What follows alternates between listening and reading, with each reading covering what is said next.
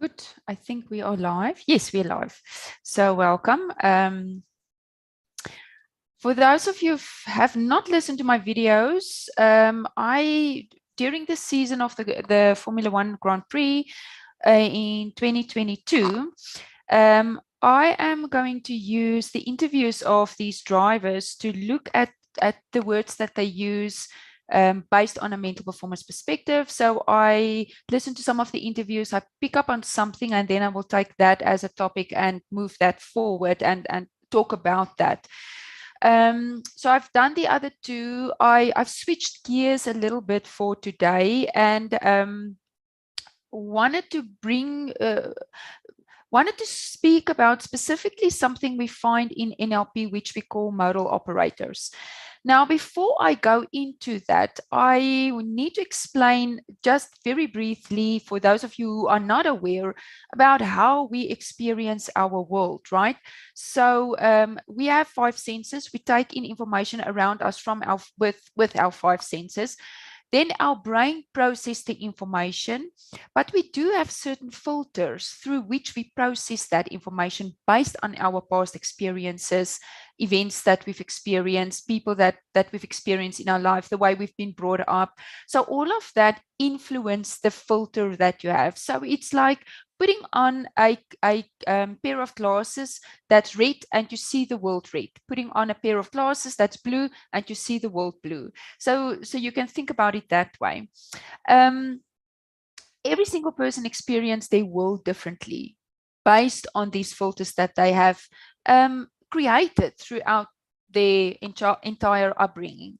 Now, based on those filters that we create for ourselves, we all do that subconsciously.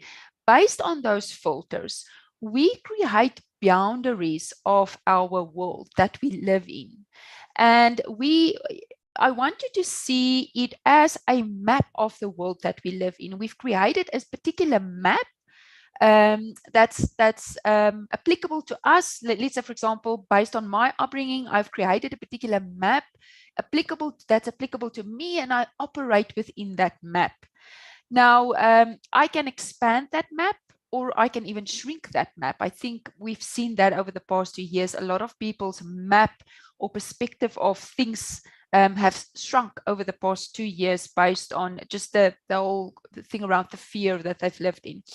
But yeah, just remember that when I touch on today's topic. Now, I listened to Lando Norris's post-driver interview. It's about it's a minute and 17 seconds long. And what I do want to do is I'm going to play it to you, and so that you can see which were the words that I've picked up, and then we will take that further. So I am quickly going to share my screen so that I can show that to you. It's 5 seconds. So you should be able to see it and listen carefully.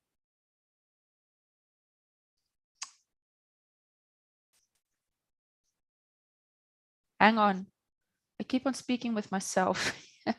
Sorry, let me just fix that. I want to make sure I share the audio as well.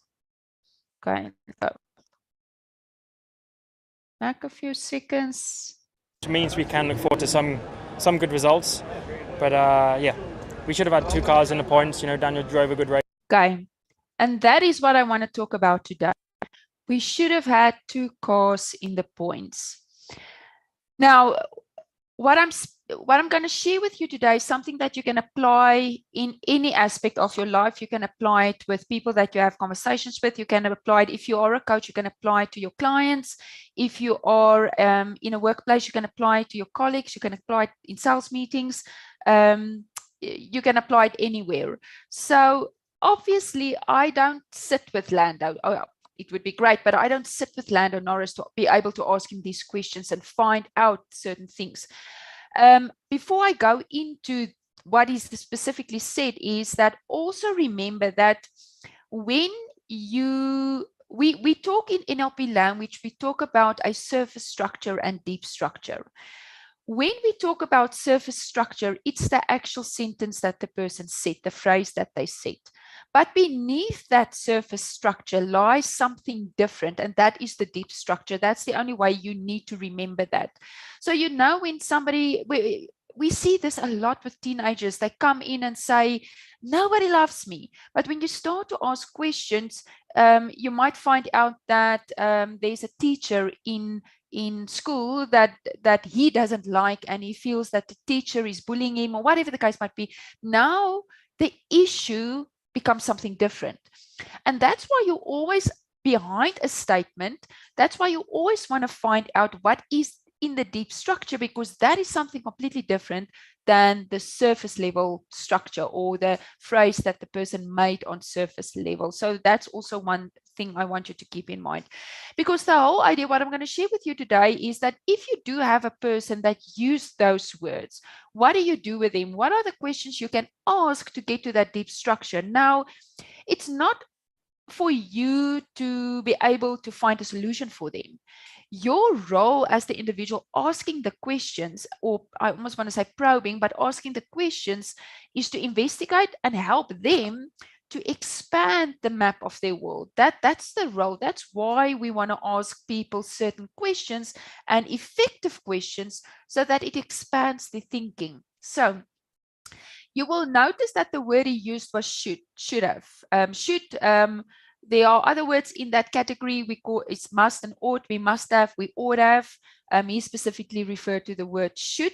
And these are normally words used out of a place of necessity and obligation. When you do have a person that use these words, they come from a place of it's necessary, or I have some sort of obligation to do it. Now, in NLP, we call that what we call modal operators. So it's exactly what the name suggests. It's a mode of operating. And you get three types. You get modal operators of possibility. You get modal operators of necessity, which is the one that we will be looking at today. And you get modal operators of desirability. So modal operators of a possibility can be words like can, could, and might. And then desirability can be love to, like to. I would love to do something. I would like to do something.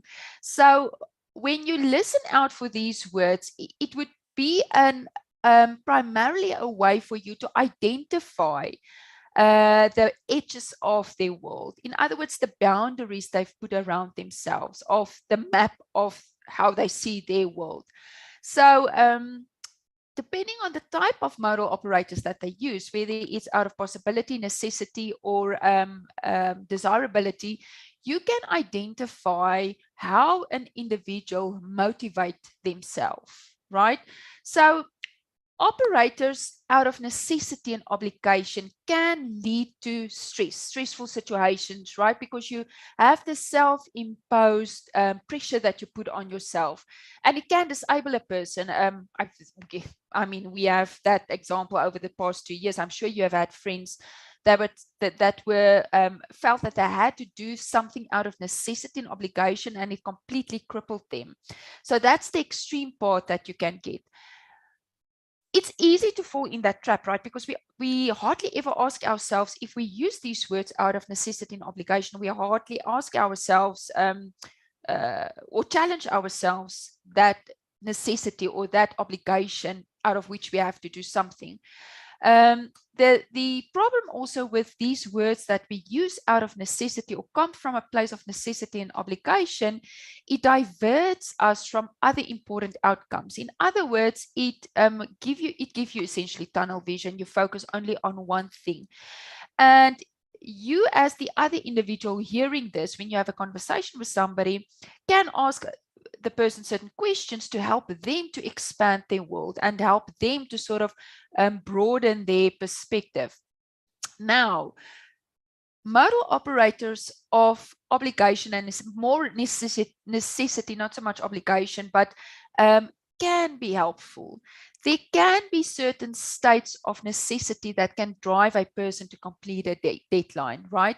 So, and we will see that it can be useful to achieve important goals, and many people might find that motivating, although not everybody. So just keep in mind that if somebody uses the terms should have, doesn't necessarily mean it's only bad. We won't know unless we ask the question to get to the deep surface structure, right? So when you have a conversation with somebody and somebody tells you, use that in their phrase or in the conversation, and they say should or should have, if you have an athlete that says, I should have noticed that, I should have picked up on that, I should do this, I should go and train today. Here are questions that you can ask them to help them to uncover what lies beneath, I almost want to say the sentence, what lies in that deep structure. That the first of all, you can ask the person according to him. If you say, I should go and train, according to whom should you go and train? If I use the example of Lando Norris, according to whom should there have been two cars in the points table? In other words, there should have been two cars in between position 1 and 10. That's what for those of you who don't watch Formula 1. According to whom? And then how do you know there should have been two cars in the points? What will happen? That's the second question. Third question, what will happen if there isn't two cars in the points? And you can also ask it the other way around. What will happen if there's two cars in the points? And then what stops you from having two cars in the points? And remember, the point of these questions is to uncover information that lies beneath the words that are spoken. You will only, once they start that conversation, that's how then you can help them to expand that map of their world. And like I've said, it's extremely useful in your everyday life as well, but also obviously extremely useful when you do work with athletes to help them to just see things a little bit from a wider perspective and just see the other possibilities. The whole aim also is not so much to focus on the past, but to help them to see other possibilities. And I will later on talk about follow-up questions, because obviously they can say something. One of the easiest way to respond to whatever it is that they might say is to ask them how specifically. He might have said, well, we don't have a bad car, and then you can ask, but how specifically? And go on with that conversation. So I hope this is useful.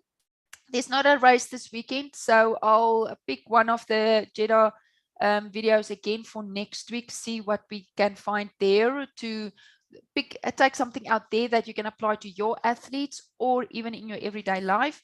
And then we are awaiting a great race